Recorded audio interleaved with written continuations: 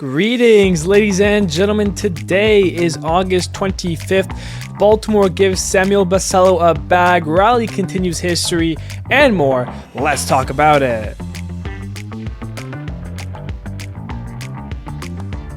Hello, everybody. My name is Steven. This is the middle of the order. How are we doing today, ladies and gentlemen? We are back with another episode. We're almost done August. We have 10 series left to go. We have 30 games left on this season. 2025 is almost over. Of course, postseason still needs to happen. I'm excited. I know you guys are too. So with that being said, let's get into our series recap. Leading us off, the Cardinals and the Rays. Wilson Contreras homers, part of a 7-4 Cardinals win. But then the Rays take over. Carson Williams hits his first career MLB homer. Brandon Lau homers. Junior Caminero homers. 10-6 Tampa. And then Caminero hits a grand slam. His 37th of the season. Are you kidding me? 7-2 Rays. They take 2 of 3. Astros and Orioles in a 4-game series. Dylan Beavers, yes, that's the name. First career MLB home run for him. But Walker and Ñaña Diaz homer for the Astros. 7-2 Astros. Walker would homer again in Game 2 with Pena for a 10-7 win. And then Correa, Jesus Sanchez, Victor Caratini, they all go deep in the first. And by the way, Christian Walker homers again. 9-8 Astros. He homers in 3 of the 4 games.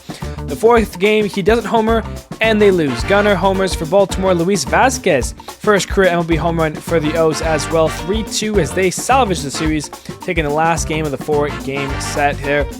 Red Sox and Yankees play a 4-game series. This was a big one. Roman Anthony, a 2-run homer in the 9th, seals the game as he introduces himself to the rivalry. Yankees had 4 errors in this one, 6-3 Red Sox. They followed up with a 1-0 win in Game 2. Then the Yankees embarrassed themselves in Game 3. An error cost them 7 runs in the 9th. Are you kidding me? 12-1 Boston. The Yankees salvaged the series. Grisham and Jazz both have 2 homer games, 4 home runs between the two of them. 7-2 Yankees. They avoid the 4-game sweep because that could have been awful. Royals and Tigers, McKinstry and Green go back, not to go back-to-back, but they both homer. 7-5 Tigers. Torkelson and Ibanez both homer in Game 2, part of a 4-2 Tigers win. And then the Royals score 6 in the 3rd. Vinny Pasquantino, Miguel Garcia go deep. 10-8 Royals. They avoid the sweep and get a game on the Tigers. Twins and White Sox. Royce Lewis hits a grand slam. Colson Montgomery homers for the White Sox. It's a 9-7 Twins win. In Game 2, it's the opposite. Colson Montgomery grand slam. Lewis homers for the Twins. 7-3 White Sox. And in the match, Colson Montgomery, know the name because this kid is special. He homers in all 3 games of the series. 8-0 White Sox as they take 2 of 3 from Minnesota. Guardians and Rangers fighting for that potential who could take over the wild card spot. Ryan Tellez, Langford, they both go deep. Jock Peterson, a walk-off double. 4-3 Rangers. Cody Freeman hits his first career MLB home run. Josh Young and Adolis Garcia, they go deep as well. Part of a 10-0 Rangers win. And then the Rangers shut out the Guardians again. Tellez homers again. Jock Peterson homers. 5-0 Texas. The Rangers sweep the Guardians. And speaking of the sweeps, Cubs and Angels. Cubs need this series, and they get it. Tucker finally homers. PCA, Pete Crow Armstrong, a go-ahead clutch homer in the 9th off of Kenley Jansen leads the Cubs to a 3-2 victory. And who knew all the Tucker needed was to face an ALS team? He has a 2-homer game, 3 homers in the series. For Kyle Tucker, Reese McGuire, a grand slam as well. A 12-1 Cubs win, and they finish it off with a 4-3 victory to sweep the Halos. A's and Mariners. Suarez hits his 40th homer of the year. Josh Naylor, Polanco, they both go deep. 3-2 Seattle. Game 2 goes into extras. Langoliers hits a double in the 10th to get the A's a run. They hold on for a 2-1 victory. And then in the last game, Cal Raleigh hits 2 home runs, his 48th and 49th of the season. The Mariners score all 11 runs in the first 3 innings, 11-4 Mariners. Nationals and Phillies. The Nationals score 2 in the 9th off of Johan Duran. First little hiccup as a Philly. They get a comeback win, 5-4 Washington. Edmundo Sosa, Trey Turner go deep for the Phillies, who score 5 in the 4th, part of a 6-4 win. And then Rafael Marchand gets all 3 of the Phillies' RBIs, part of a 3-2 win as they take 2 of 3 from the Nationals. Mets and Braves, Soto and Acuna both go deep, 2 young studs once upon a time. The Mets had 21 hits in this game, part of a 12-7 Mets win. The Mets then hit 6 homers in the second game. Jeff McNeil, a 2-homer game. Mark Vientos, a 2-homer game. Pete Alonso and Starling Marte, all home runs, 9-2 New York. And then in the last game, with the bases loaded, Jurickson Profar scores 2 in the 8th. The Braves take the lead from the Mets. They salvage the series with a win 4-3 to avoid the sweep against New York. Blue Jays and Marlins. Shane Bieber pitching in his first game since early 2024, his 2025 debut, as well as Blue Jays debut, and he shined in it. Varsho goes deep. It's a 5-2 Blue Jays win. Then the next game, Springer goes deep, and the Blue Jays become the first team to blow 3 or more saves in a game and still win. This one went into extras. They blew the save in the 9th, the 10th, and the 11th before winning it in the 12th, 7-6 Toronto.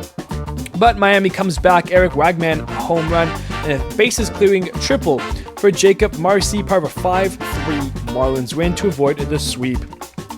Giants and Brewers now. Willy Adames returns to Milwaukee and homers twice in his first game back, but Milwaukee would still be the team to beat here as William Contreras hits a walk-off bomb in the 9th, 5-4 Milwaukee. Casey Schmidt goes deep, part of a 4 RBI game for him in Game 2, 7-1 Giants, and for the road match, Heliot Ramos hits a go-ahead 2-run single in the 9th to get the Giants as they stealed the win and the series 4-3 San Francisco, taking 2 of 3 from the Brewers. Rockies and Pirates. The Pirates outscored the Rockies in this series 18-1. Horowitz homered, Pham homered, Canero homered, McCutcheon homered, Triolo 2 homers in the series. They win games 9-0, 5-1, and 4-0 as they sweep the Rockies.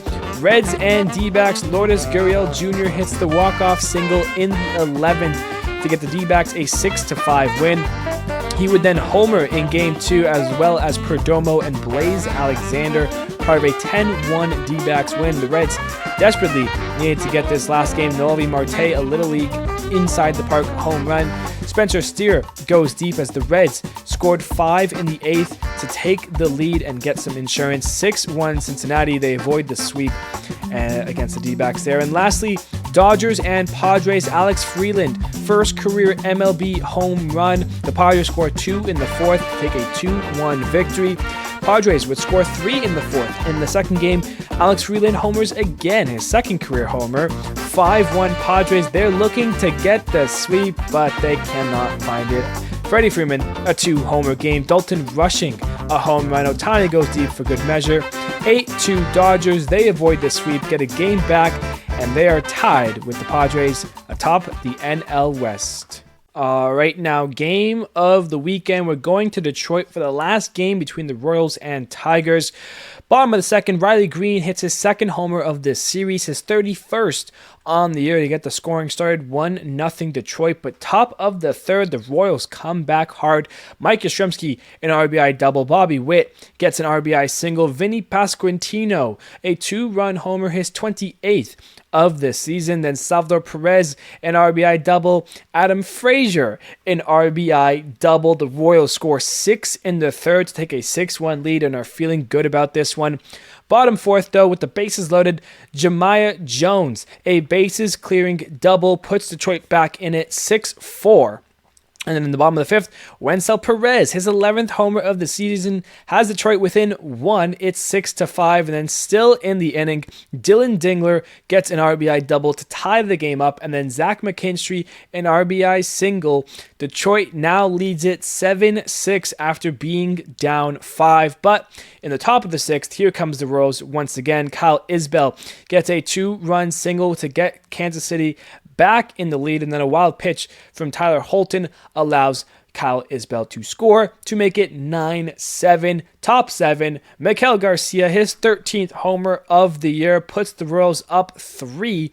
It's never a lead is never safe with Detroit right behind them, because in the bottom of the 7th, Spencer Torkelson, his 28th homer of the season. How good of a season has Torkelson had?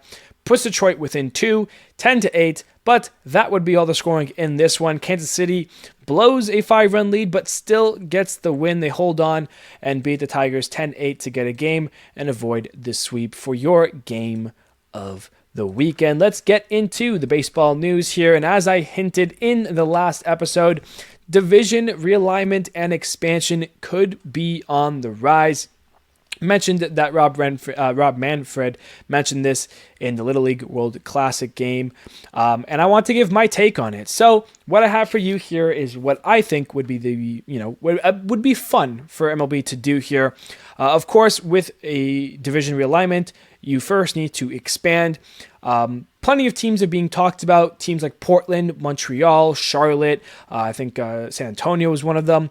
The two that makes the most sense, or at least that I've seen is the strongest possible two, would be Nashville as well as Salt Lake City. So those are the two teams that I'm using in my realignment here.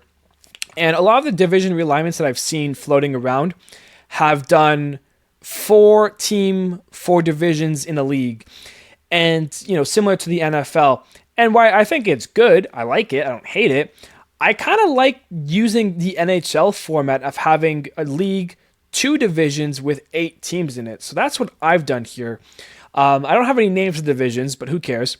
First, I have the AL1 division, essentially, which would include the Red Sox, Yankees, Mets, Phillies, Orioles, Nationals, Pirates, Blue Jays. So essentially combines the two East teams, the AL East and the NL East. You throw in the Pirates, and then obviously a couple stragglers get left behind. They now have the AL2 division. So this is the other side things, which essentially that central bunch there of Guardians, Tigers, Brewers, Twins, White Sox, Cubs, Cardinals, and Reds. That's the other AL division. Some NL teams take the jump. That's what I feel like works best. Originally, I had the Rockies in instead of the Cardinals, but I couldn't break up that Cubs-Cardinals rivalry, so I switched the two around, which brings us to the NL1 division, which has the Royals, Rockies, Rangers, Astros, Braves, Nashville, the Rays, and the Marlins. This is the division that has the longest travel between all the different teams there, because you have some still in the Central America while you go all the way, southeast for Florida there. So that's the division I'm not too happy with, but I'm very happy with the NL2 division, which has the Mariners, Athletics, Giants, Dodgers, Angels, Padres, D-backs, as well as Salt Lake City. That's what I would do. It makes sense there. In terms of games played, let's take the Yankees for the example here. So you would play 48 interleague games. So in this sense, the teams that were in NL1 and NL2 would play the Yankees 3 times. So the Yankees and Royals, 3 games. Yankees, Mariners, 3 games. Giants, 3 games. Dodgers, 3 games. You would have 8 at home, 8 on the road, right? Then you would have 48 games in cross division. So AL1 is where the Yankees were. They would play AL2 3 times, right? My scheduling here kind of eliminates mostly 4-game series. So the Yankees would have 6 games against the Guardians, Tigers, Brewers, Twins, White Sox, Cubs, Reds, Cardinals. Each of the other teams in the division. They would play 3 at home and 3 on the road.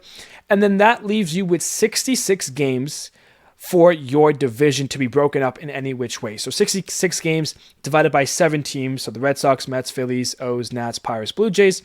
You could break that up. It's about 9 games, like 9.4. So some of them you'd have to play a 3-game set, 3-game set, 4-game set.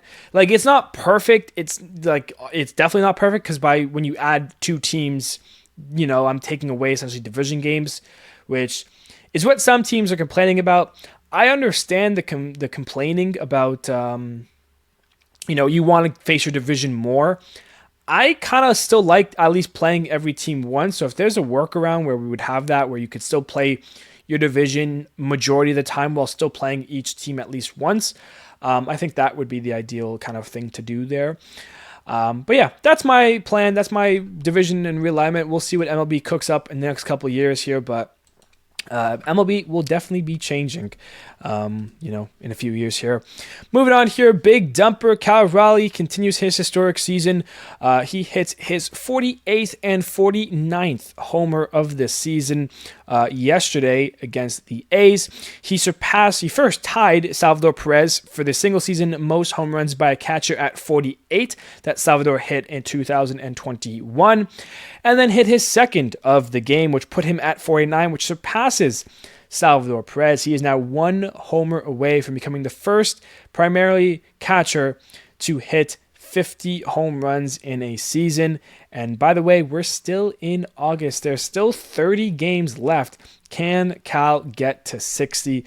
That is the question. Can he get to 62 and pass Judge? That is the even bigger question.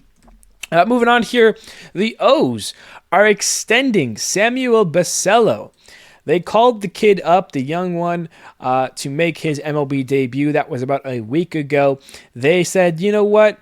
After seeing you for a week, you deserve the bag. Here's 8 years, $67 million. And that could get up to 88.5 for the, oh yeah, by the way, he's 20 years old. He's played 7 games. In those 7 games, has a 0.2 WAR. Has 23 at-bats. He has 6 hits, 2 doubles, 5 RBIs. He's walked once, struck out 4 times, and a 6.68 OPS. I mean, it's always fun and risky when teams do this. You never know what you're going to end up getting.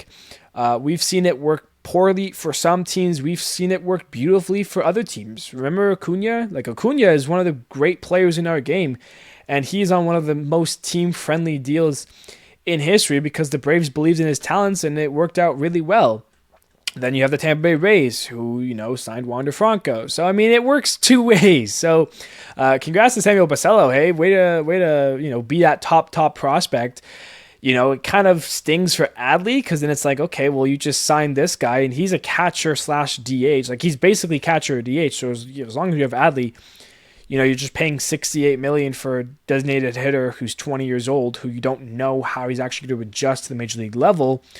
So, I mean, what does that mean for Adley going forward? That to me is the big question when I saw the extension here, because it's like, okay, well, if we're giving the 20-year-old $67 million, what are we going to give Adley Rutschman, who is a free agent at the end of the 2028 season? He still has 2 years of arbitration, 2 years of team control left. What do you do there? Is it going to be, hey, we'll see what we have next year. If we still suck next year, we'll trade Adley for something? I don't know what Baltimore's plan is. Remember, they're supposed to be a good team, and they had their struggles this year. So we'll see what happens there. But Basallo gets the bag from Baltimore. And the last bit of baseball news is that we had our first elimination of the 2025 MLB season. The Colorado Rockies have mathematically been eliminated from any postseason contention. They are done. Magic numbers, we're still a bit of ways on. Brewers and Tigers currently leading in both categories. I think the Tigers are about 20 and the Brewers are about 18. So about 2 weeks still away from clinching. But our next elimination right now, the White Sox losing number is at 9. So, a bad week for them here. We could be here next week talking about the White Sox being eliminated as well. But for now, from 30 teams, we're down to 29. The White Sox are done. And as I mentioned, 10 series, 30 to 32 games left, depending on, how many series you got left or how many games are in the series, 4-game series still. But that's where we're at right now for the season. So we'll keep an eye on that as we get into the month of September. Hot and colds from the week here. Vinny Pasquantino was hot. 10 for 25, 2 doubles, 5 homers, 10 RBI, 6 runs, a 1.544 OPS. Bo Bichette was 10 for 20 with 3 doubles and RBI, 6 runs, 3 walks, and a 1.215 OPS. Mark Vientos, 8 for 25, 2 doubles, 4 homers, 7 RBIs, 5 runs for a 1.250 OPS. Wyatt Langford with the Rangers, 7 for 20, 3 doubles, 2 homers, 4 RBIs, 7 runs, 7 walks, a 1.319 OPS. Very patient man this week. Then Willie Adames head back to Milwaukee. He was 5 for 16 with 3 homers, 3 RBIs, 4 runs, 6 walks, a 1.375 OPS. For the cold side, Xavier Edwards, 1 for 21 with 6 Ks. Byron Buxton, 3 for 24 with 6 Ks. Jaron Duran, 2 for 19 with 6 Ks. Isaac Collins, 2 for 22 with 6 Ks. And then Seiya Suzuki, 3 for 25 with 9 Ks. An extra 3 there for Suzuki. Those are your hot and cold players from the week here. And that gets us to our injury updates, seeing who's healthy, who not. Nolan Shanuel on the IL, 10 days with a wrist contusion. Padres put Jackson Merrill back on the 10-day IL with a sprained ankle. Texas takes a hit. Marcus Semien on the 10-day IL with a fractured foot, while Evan Carter lands on the 10-day IL with a fractured wrist. He is unlikely to return for the 2025 season. Frankie Montas, 15-day IL for the Mets there, elbow discomfort, and is likely out for the rest of 2025. And then going back to, I think, a week or maybe half a week ago, Zach Wheeler with the Phillies. It is now announced that he has venous thyroid outlet syndrome. I hope I pronounced that pretty close to what it actually is. But he will miss 6 to 8 months. So obviously he is shut down for the rest of 2025, will not pitch in the postseason nor the month of September. And that kind of sucks because Zach Wheeler is an incredible pitcher. And, he might go down as one of the best pitchers to never win a Cy Young at this rate because we know his time is limited. He's talked about retiring in the next 2-3 years. So this injury and surgery will unfortunately hold him back just a little bit more there, which sucks. So hopefully Wheeler can get healthy and be back to himself. The outstanding performances from the week here. Max Fried, 6 innings, 4 hits, no earned runs, 3 walks, and 7 Ks. The Yankees desperately needed a start like that, but they still ended up losing because of 4 errors. Shane Bieber, 6 innings, 2 hits, an earned run, no walks, and 9 Ks. Coming back from Tommy John, his Blue Jays debut, his 2025 debut, he was brilliant. Brian Bello, 7 innings, 3 hits, no earned runs, a walk, and 5 Ks, handling the Yankees. Nathan Eovaldi, 7 innings, 4 hits, an earned run, no walks, 9 Ks. Garrett Crochet against the Yankees, 7 innings, 5 hits, an earned run, a walk, and 11 strikeouts. He was brilliant. How about Jack Leiter, the best start of his young career, 7 innings, 2 hits, no runs, no walks, 10 Ks. Brilliant. Nestor Cortez, after giving up the walk-off grand slam to Freeman, comes back to pitch against the Dodgers. 6 innings, only 1 hit, no runs, no walks, 3 Ks. He was brilliant. Paul Skeens, 7 innings, 3 hits, no runs, no walks, 7 Ks. Trevor Rogers continues his fantastic season with Baltimore, 7 innings, 5 hits, a run, 3 walks, 9 Ks. Ranger Suarez, 7 innings, 3 hits, no runs, no walks, 11 Ks, a career high for him. Merrill Kelly, all Texas Ranger staffs, Eovaldi, Leiter, and Kelly shoves against the Guardians. For Kelly, 7 innings, 4 hits, no runs, 2 walks, and 8 Ks. And then Logan Gilbert, 6 innings, 3 hits, an earned run, a walk, and 13 Ks. I believe a career high for Logan Gilbert as well. As we now take a look at this standing check. Here are what the standings are looking like as we almost end the month of August. We've got one more August episode to go. In the AL East, the Red Sox taking 3 of 4 against the Yankees helped them a little bit. They're now back to second place. The Blue Jays, 76 and 55, still in first with a 5-game lead over Boston, who now has a half a game lead over the Yankees. 5 games back for Boston, 5.5 back for New York.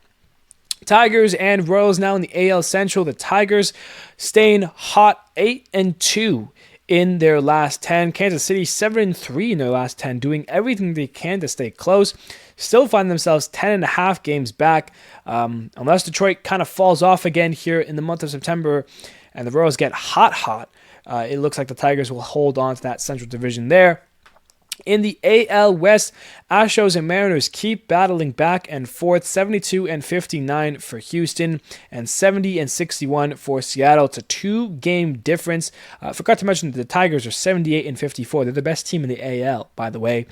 Astros and Mariners battling it out for the AL West still. Texas, 6.5 back. Yeah, they're ways away.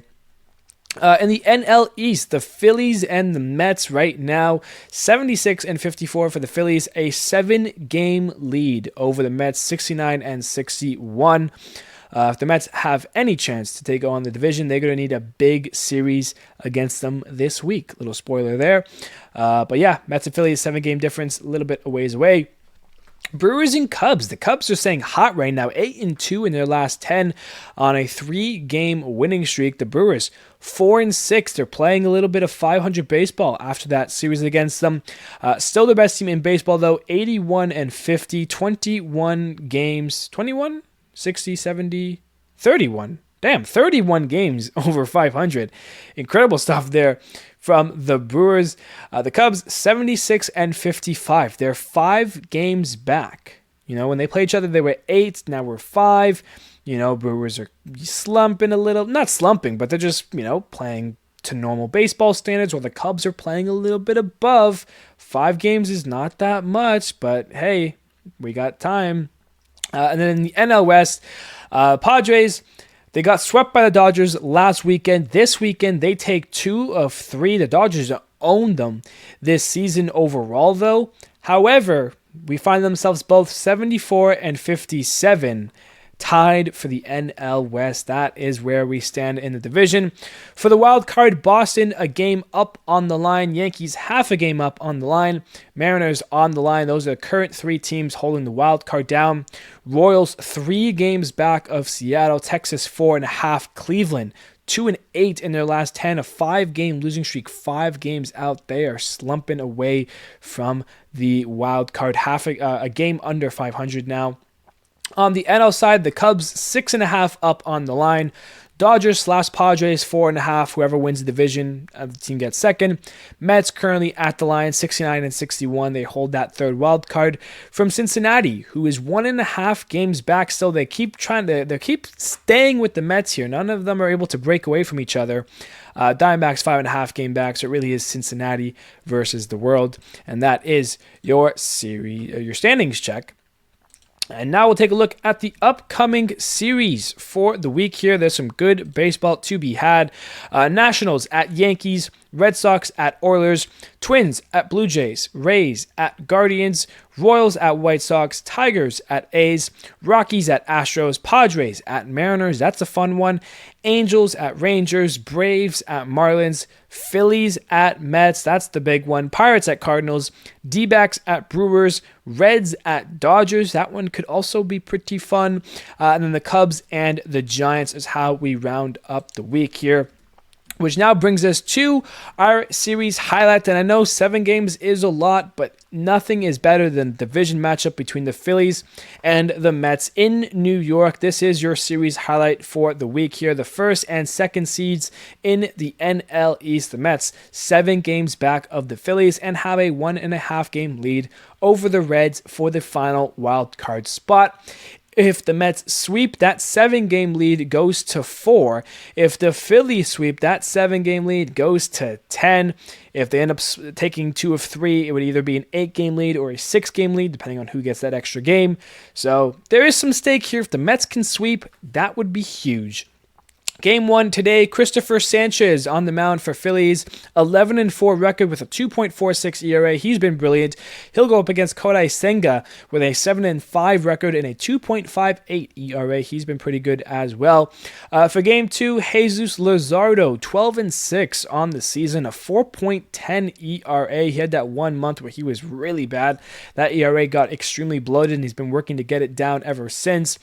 He'll go up against Sean Manaea, making another start in his young season. Of course, had to deal with injuries a lot for the beginning half. He's 1-2 this season with a 5.15 ERA. Can he get a good start against the Phillies? And in that third and final game, Taijuan Walker with a 4-6 record and a 3.44 ERA. It's pretty low, actually.